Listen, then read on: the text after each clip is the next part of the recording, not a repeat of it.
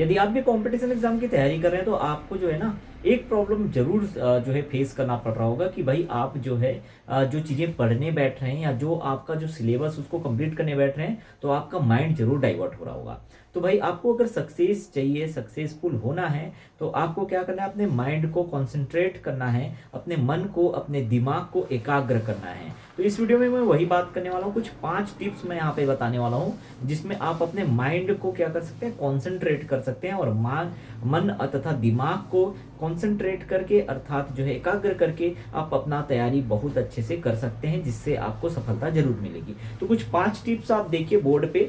सबसे पहला टिप्स जो ये है कि आप जो है क्या करें, एक निश्चित समय तय करें। आपको क्या करना है, एक फिक्स टाइम अपना क्या करना है, डेली तय कर लेना है। फिर निश्चित समय तय करने से क्या फायदा है कि आपका माइंड उस समय एक्टिव हो जाएगा। इन केस अगर आप 8 बजे, देखिए 8 बजे आप पढ़ते हैं, सुबह उठते हैं, ठीक है, 8 बजे मॉर्निंग आप पढ़ना स्टार्ट करते हैं और डेली एक सब्जेक्ट पढ़ते हैं, मतलब 8 बजे मान लो आपने करंट अफेयर पढ़ना स्टार्ट किया, तो आपका माइंड जो है ना, 1 दिन 2 दिन तक यही प्रैक्टिस आप करें तो आपका माइंड ऑटोमेटिकली जो है 8 बजे उस चीज के लिए प्रिपेयर हो जाएगा और आप पूरी कंसंट्रेशन के साथ उस सब्जेक्ट को कंप्लीट करेंगे। इसलिए एक निश्चित समय तय करना अनिवार्य है। तभी हम कहते हैं कि टाइम टेबल बना करके पढ़ो। क्यों? ये कारण यही है, ठीक है। सेकंड देखिए, विचलन से दूरी बनाइए। जो चीजें आपके माइंड को डाइवर्ट करती उससे दूर रहो भाई। जैसे मोबाइल हो गया, आपको टीवी अगर कुछ डिस्ट्रैक्ट करने वाली चीजें, उनसे तो दूर रहो। सोशल मीडिया से थोड़ा दूरी बना लो। आपको 1 2 महीने या 3 महीने जो आपका एग्जाम डेट है सामने, उस पर बस कंसंट्रेट करते हुए अपने लाइफ को आगे बढ़ाने के लिए पूरी तरह से दिल दिमाग से आप सोच करके फिर ये डिसाइड कीजिए कि जो डिस्ट्रक्शन करने वाली चीजें हमें, वो हम दूर रखेंगे। मोबाइल यूज करो, लैपटॉप यूज करो, सब यूज करो, क्योंकि भाई आपको लेटेस्ट जानकारी, लेटेस्ट अपडेट तो आपको तो लेना भी है। लेकिन उसके अलावा जो सोशल मीडिया में कई सारी चीजें जो डिस्ट्रैक्शन है, जैसे रील्स देखना स्टार्ट कर दिए, यूट्यूब शॉर्ट्स देखना स्टार्ट कर दिए, उन चीजों से आपको बचना है। तो आपको क्या करना है, विचलन से दूरी बना करके रखना है। उसके बाद 3rd नंबर पर देखिए, लक्ष्य आपको क्या करना है, छोटा रखना है। डेली का जो टारगेट है, या कह सकते हैं जो ओवरली टारगेट होता है, जो आप 1 घंटे में जो टारगेट बनाते हैं वो आप छोटा रखें कि हाँ भाई 1 घंटे में मैं, आगामी 1 घंटे में या अगले 1 घंटे में जब भी पढ़ने बैठे, 1 घंटे में मैं इस टॉपिक को पूरा अच्छे से फिनिश करूंगा, कंप्लीट करूंगा। तो डेली टारगेट या ओवरली टारगेट जो है, या सब्जेक्ट वाइज टारगेट आप जरूर बनाना सीखें।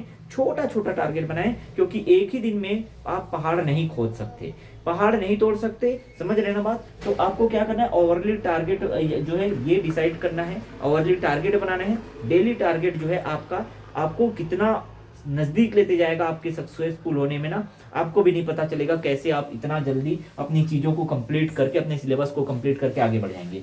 4th नंबर पे अगर देखें तो नोट्स और रिवीजन, ये बहुत जरूरी है। कई सारे स्टूडेंट, कई सारे कैंडिडेट जो हमारे पास आते हैं, उनको ये प्रॉब्लम होता है कि सर हमने बुक तो परचेस कर लिया, बुक परचेस करने के बाद बुक को हम पढ़ लें, तो भाई बुक को पढ़ने से क्या होता है ना, आप एक बार पढ़ लेंगे लेकिन पूरी चीजें आपको आपके दिमाग में नहीं रहेंगी। तो जब आप नोट्स प्रिपेयर करते हैं, बुक से हो या आप कोई टीचर का क्लास देख के करते हो, अगर आप नोट्स प्रिपेयर करते हैं ना, तो आपका माइंड जो है ना पूरा एक्टिव रहता है। हालांकि उसमें टाइम लगता है, स्टूडेंट यही सोच के छोड़ देते हैं कि कोई स्टूडेंट ने, मान लो सपोज आपको 10 चैप्टर जो है कंप्लीट करने हैं और फर्स्ट चैप्टर में आपको लग गया ज्यादा समय, आपको लगेगा कि यार ये तो मैं 2 घंटे में कर लेता और मुझे 8 घंटे हो गए, अभी तक मेरा कंप्लीट नहीं हो रहा है। वो समय लग सकता है। आपको शॉर्ट नोट बनाना है, आपको बुक नहीं बनाना है, समझ रहे हैं ना। तो शॉर्ट नोट बनाते हुए, अपने हैंड राइटिंग में अच्छे से नोट्स बनाते हुए आप प्रिपरेशन कीजिए। और रिवीजन, क्योंकि रिवीजन जो है ना ये इंपॉर्टेंट है। जब आप नोट्स बनाएंगे तो आपका रिवीजन भी बहुत फास्ट होगा,